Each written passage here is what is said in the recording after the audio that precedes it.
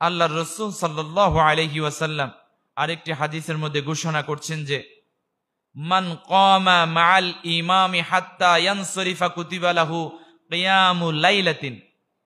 এটা হচ্ছে যারা আপনারা কয়েক রাকাত তারাবি পড়ে চলে যান তাদের জন্য।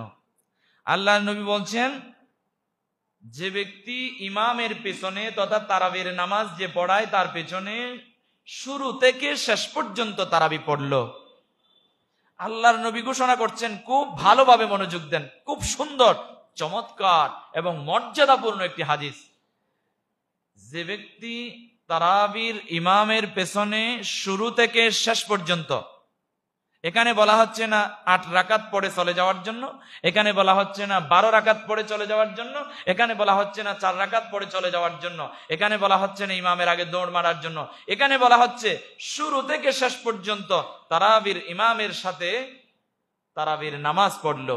আল্লাহ নবী সাল্লাল্লাহু আলাইহি ওয়াসাল্লাম বলছেন ওই ব্যক্তি সারা রাত ধরে তারাবি পড়লে যে সওয়াব, সেই সওয়াব পেল। জোরে বলেন আল্লাহু আকবার। তাহলে 1 ঘন্টা সময় মসজিদে দিয়ে যদি সারা রাত তারাবির নামাজের সওয়াব পান, এর চাইতে মর্যাদা কি আর পৃথিবীতে কিছু আছে নাকি? নাই।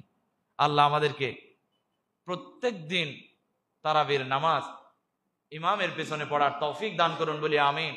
শেষ পর্যন্ত থাকার তৌফিক দান করুন বলি আমিন।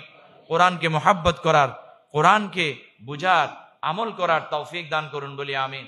আর কিছু